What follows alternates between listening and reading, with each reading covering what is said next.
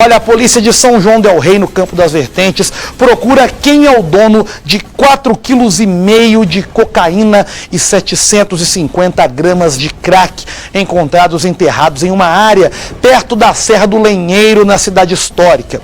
A droga foi apreendida por policiais militares depois que receberam uma denúncia indicando o local onde o entorpecente estava. Nenhum suspeito de ser o dono do material foi preso. A droga foi levada para a delegacia e a Polícia Civil vai investigar a origem. Olha ali, hein?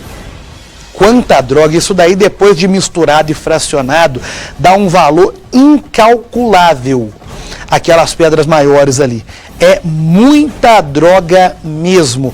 Cocaína e crack. Isso aí depois vai ser vendido, aí vai para os noias, vai destruir famílias, vai destruir relacionamentos, vai acabar com vidas de pessoas.